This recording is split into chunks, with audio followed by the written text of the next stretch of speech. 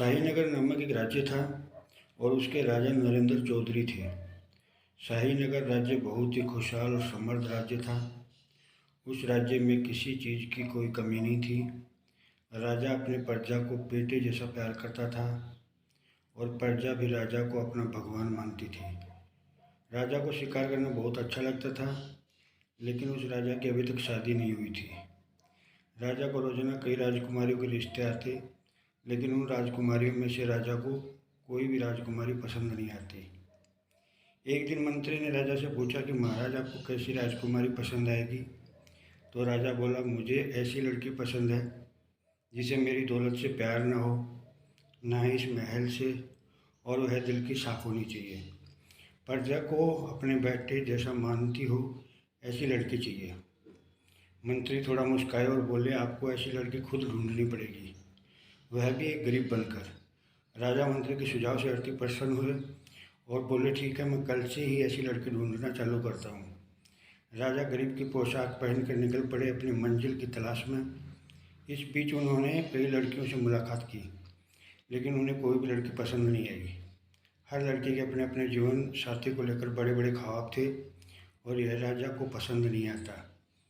एक दिन राजा एक पेड़ के नीचे थक हार कर बैठा हुआ था। तभी उस राजा को कुछ सिपाही और एक डोली दिखाई दी। राजा एक सिपाही से पूछ बैठा, इस डोली में कौन है? तो सिपाही बोला, नागा राज्य की राजकुमारी सीता बैठी हुई है। राजा ने उस सिपाही से पूछा कि राजकुमारी कहाँ जा रही है? उस सिपाही ने बोला कि पास ही की मंदिर है, वहाँ माता के दर्शन करने जा रही है। यह बोल के सिपाही चला गया। राजा उस राजकुमारी को देखने के लिए बड़ा ही बेतुल हो रहा था। राजा ने उस राजकुमारी की डोली के पीछे पीछे चलने लगा और जब मंदिर आया तो राजकुमारी उस डोली से उतरी। राजा ने जब राजकुमारी को पहली झलक में देखा तो राजकुमारी के ऊपर लट्टू हो गया और राजा राजकुमारी को टुकुर टुकुर देखता ही रह गया।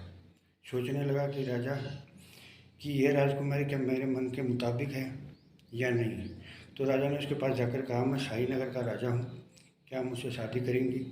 लड़की ने ना कहा और वहाँ से चली गई। राजा को यह सुनकर बहुत अच्छा लगा कि राजकुमारी को मेरे दिल, दौलत और महल से प्यार नहीं है। राजा ने फिर उस राजकुमारी का पीछा किया और उसके राज्य जा पहुंचा। जब राजा ने राजकुमारी के स्वभाव के बारे में जानना था तो राजा ने वहाँ की प्रजा से उस राजकुमारी के बारे में जानने की कोशिश की। तो वहाँ के लोग बोलने लगे कि हमारी राजकुमारी देवी है, वह सारी प्रजा को अपना बेटे जैसा प्यार करती है और वह हर सुबह शाम गरीबों में धन और अनाज बांटती है। उस राजकुमारी के गुणगान सुन राजा बहुत खुश हुआ। यह सुनकर राजा अति प्रसन्न हुआ। राजा ने उस राजकुमारी से विवाह करना निश्चित कर लिया, लेकिन राजकुमारी ने राजा से विवाह करने से मना कर दिया था। राजा सोच में डूब गया कि अब क्या किया जाए। राजा ने राजकुमारी के पिता से बातें की और कहा कि मैं आपकी बेटी से शादी करना चाहता हूँ। राजकुमारी के पिता ने कहा कि हमारी बेटी को अगर तुम पसंद आए तो हम शादी के लिए राजी हैं। जब राजा ने राजकुमारी से बात की तो राजकुमारी ने राजा के सामने 3 शर्तें रखी। पहली शर्त, राजकुमारी को तलवारबाजी में हराना होगा। राजा ने यह शर्त मान ली और राजकुमारी को तलवारबाजी में हरा दिया। फिर राजकुमारी ने राजा के सामने दूसरी शर्त रखी और कहा कि तुम्हें मुझसे शादी करने के लिए प्रजा में किसी एक की हत्या करनी होगी। राजा ने यह शर्त सुनकर राजकुमारी से विवाह करने के लिए मना कर दिया और कहा कि प्रजा मेरे बेटे जैसी है, मैं उनकी हत्या नहीं कर सकता। यह सुनकर राजकुमारी प्रसन्न हुई और कहा कि दूसरी शर्त भी आप जीत गए।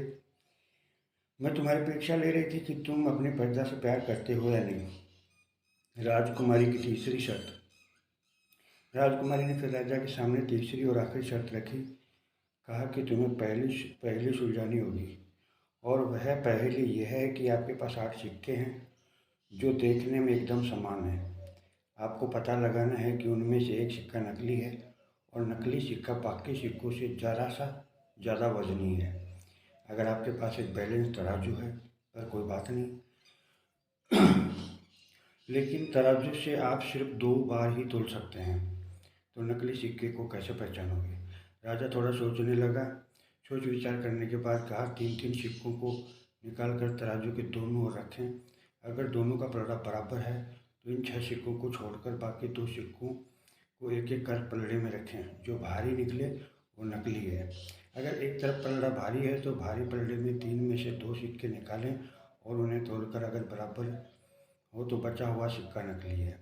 अगर एक भारी हो तो वो सिक्का नकली है। ये सुनकर राजकुमारी ने कहा कि सही जवाब शादी के लिए राजी हो गई। राजा ने राजकुमारी से शादी कर ली। उसके साथ अपना जीवन हंसी खुशी बिताने लगा। यह राजा की कहानी ख़त्म करने से पहले मैं आपसे जानना चाहूँगा कि राजकुमारी को कैसा लड़का चाहिए था। अगर आपको इसका जवाब मालूम है तो आप मुझे कमेंट करके ज़रूर बताएं और यह भी बताना कि आपको कहानी कैसी लगी और चैनल को सब्सक्राइब जरूर कर देना। धन्यवाद।